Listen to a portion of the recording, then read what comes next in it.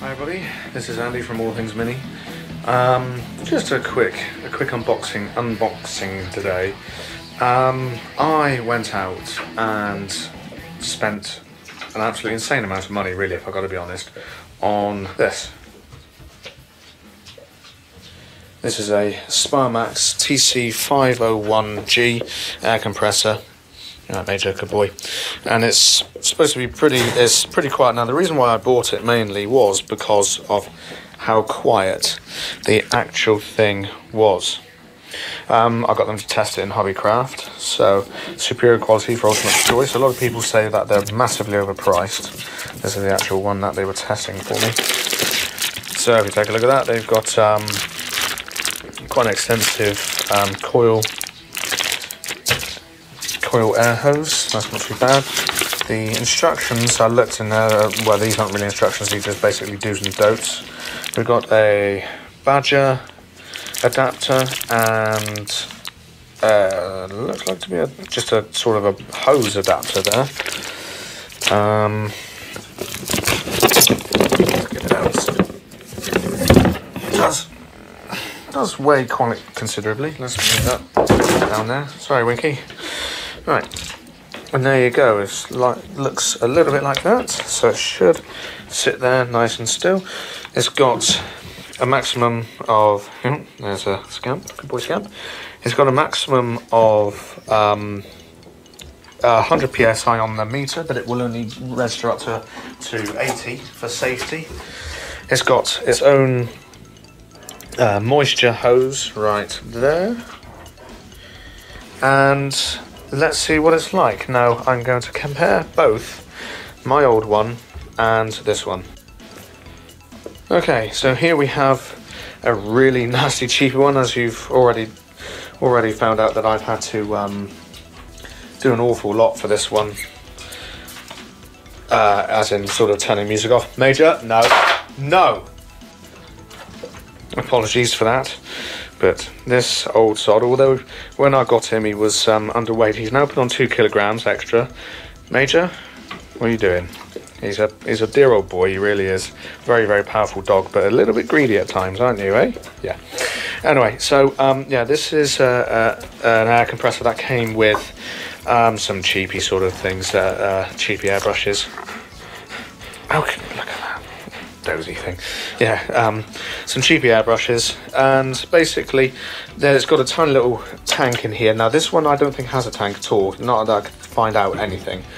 This one does have a tiny little tank, but the tank is pretty useless because it kicks in, it fills up to around about 40 psi, and then it turns on around about 35, so you've got 5 psi's worth of air pressure. But this is this one.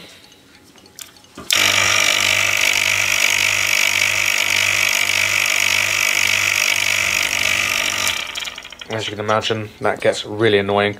This is this one.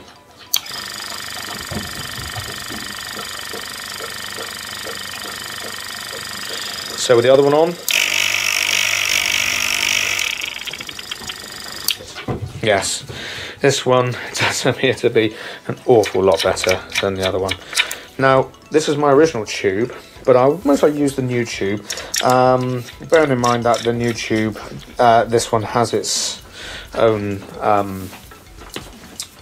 what's it called, moisture trap there. So, just excuse me for a second, whilst I make you feel sick, whilst I'm trying to do this. Right, let's see what this one does when I've just got it connected. Okay, so there's my eye water.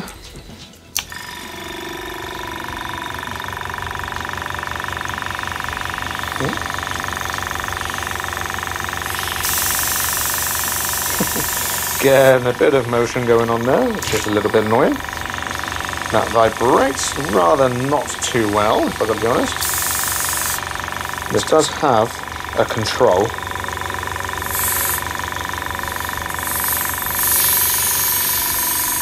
So that's down to 35. That hissing might get a bit annoying. That's to 40. That's completely closed right up. Let's see what it does. Let's turn that off immediately because it's supposed to have a cutout at 80. Right.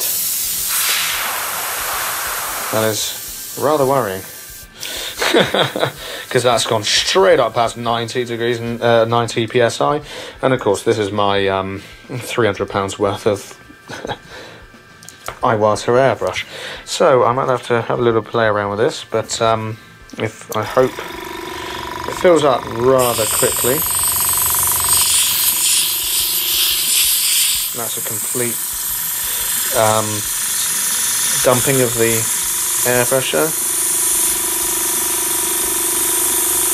Yes, it is direct.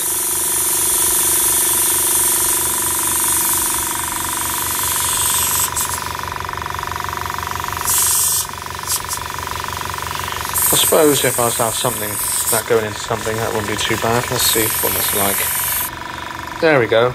That's, you know, just with the towel, that's a working,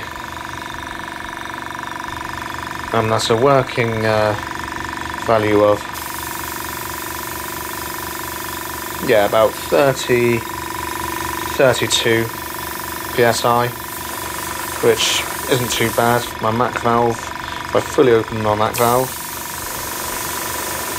yeah, still same. So, the main reason why I was thinking about this one, because it is rather quite, you know, it's rather pricey, was from Airbrush Tutor.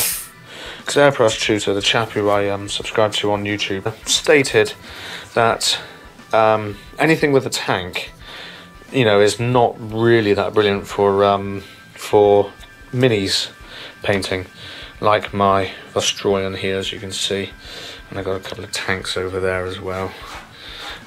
So basically, you know, he said, you know, that the tank isn't pretty useless. I suppose, in all fairness, you know, a tank would be quite useless if you're doing sort of small level spraying such as this, and you're only doing, you know, minis, whereas you don't need a massive tank to keep on filling up, and you will, as the tank empties, you will get a reduction in the pressure, which I have certainly noticed with this one, because the tank in this is absolutely pathetic.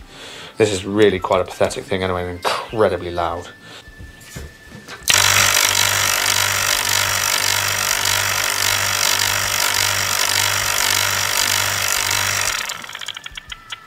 So with this one you're looking at around about 80 psi.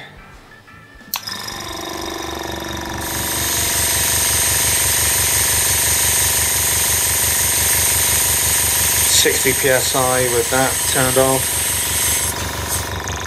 or something in the region of 50 psi. 50 psi if you had it on full blast. So yes, very quiet in comparison to this. This is an absolute noise. Hopefully I will get a good flow. I will come back to that fairly soon. So I shall see you in just a second. Right, so here's the quick water test. It's nothing more than water, but after this test I did try out the Vallejo paints and what have you, and it worked very well. There are no interruptions, no reductions, because it's a direct drive. So we're opening the Mac, closing the Mac up, the variation in pressure doesn't change at all. I then ran out of fluid at this point, filled up again, and gave a few blasts. Thanks for watching this. It's been quite fun. Hopefully this thing will be pretty good.